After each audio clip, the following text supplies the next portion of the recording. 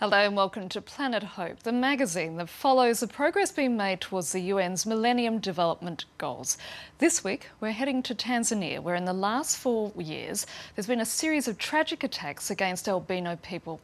They're being killed because potions made from their body parts are believed to bring good luck and wealth, with witch doctors making tens of thousands of euros from selling such items. As a result, albino children are at particular risk as they've been hunted down by criminals. Benoit Pichot and Philippe Tels report on several centres in Tanzania who offer a refuge for albino youth.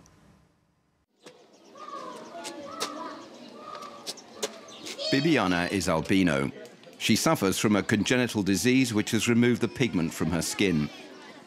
In Tanzania, her white skin has made her life a living hell, and her well-being is constantly under threat. 4 years ago, Bibiana was one of the first victims of an albino hunt. Traffickers in human bodies and limbs cut off one of her legs, which they sold to a witch doctor. Traumatised by her aggression, she lives her life walled in silence and no longer speaks. Her younger sister Tindi is the only one who can explain what happened.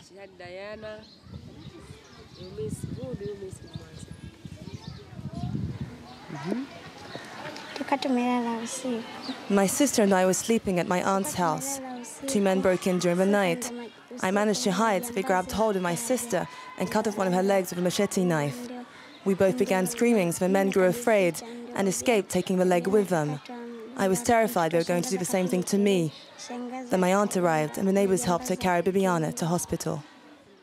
As well as losing her leg, Bibiana also lost 2 fingers during the attack as she tried to protect herself against the machete. She survived, but spent 2 years recovering in hospital. Tindi, however, is still in shock and regularly suffers from heart palpitations.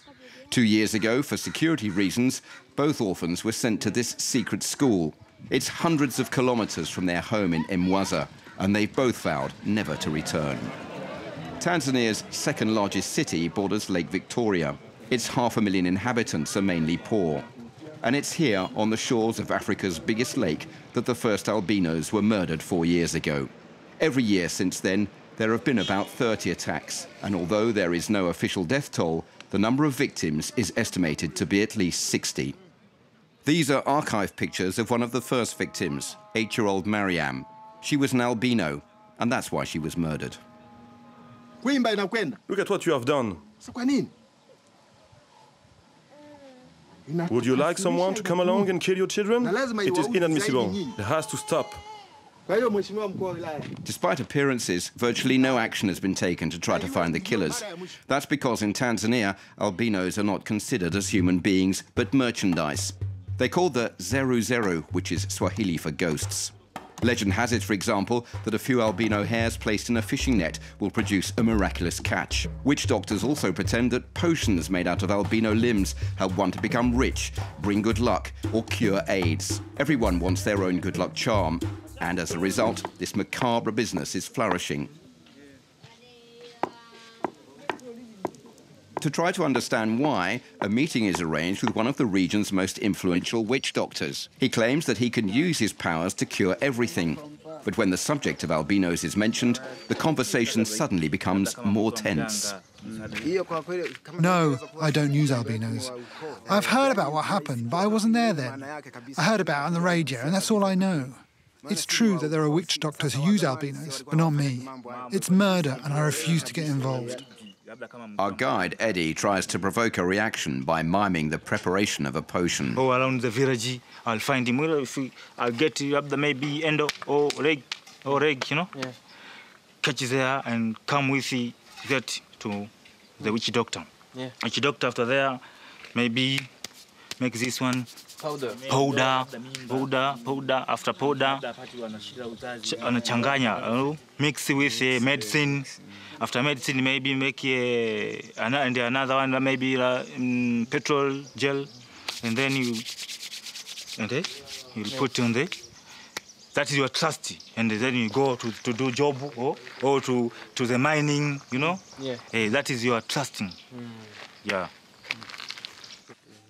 The explanation makes the witch doctor uneasy, and he decides to end the conversation. On the black market, an albino limb can cost several €1,000s. So with most people in Imwaza surviving on only $2 a day, there's no question of hindering such a lucrative business. The Tanzanian capital, Dar es Salaam, and its 2 million inhabitants is more than 1,000 kilometers from Mwanza. Here, the government has made a few small efforts to deal with the problem. For the first time, the Tanzanian president has given a government post to an albino MP. Al-Shema Kwejir is now the representative of the country's 200,000 albinos. She too experienced the same discrimination and fear. So 4 years ago, in a bid to defend her community, she decided to engage in politics. People must be educated to know that people with albinism are human beings. They are human beings like any other people. They need equal rights like any other people. And now the discrimination in Tanzania has decreased, and especially when the president appointed me to be a member of parliament. My figure being in the parliament has changed a lot of thoughts to people in Tanzania. Many people have changed.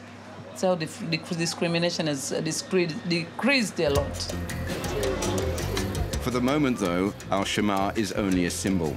There is still no nationwide plan for the protection of albinos. And although attacks against albinos are a crime, only a handful of killers have been arrested, certainly not enough to dissuade the traffickers. In fact, albino traffickers are everywhere, including in Arusha, a safari region in the north of the country where tourists come to admire the landscape and the wild animals. What the tourists don't know is that humans are killed here. But some help is on the way. Hidden on the outskirts of a village down a stony path is the Doma Refuge. The children here are no longer forced to hide, and even more surprisingly, they play outside. For the past 3 years, Doma has provided shelter for 60 albino children, protected by a barrier and a 24-hour team of armed guards. Such measures are necessary to prevent any attempt at kidnapping. For the first time in his life, 8-year-old Alexander says he feels safe in Doma. When they came, I was terrified. My parents were very scared as well. We thought if they came once, they could come back again. So for my safety, my father decided to send me to Doma. Today, along with the other children, Alexander lives an almost normal life.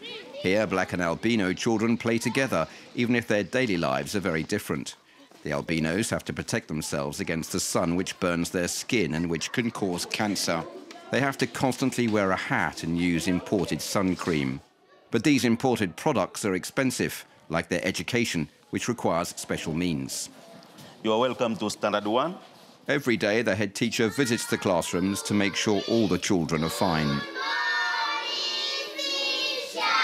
Good morning, how are you? Fine, thank you, teacher. How are you too? We are fine.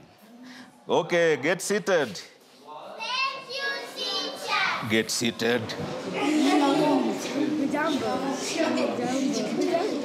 The lack of schooling, coupled with the fact that some of the pupils are blind and others emotionally traumatized, means that albino children have more handicaps than most.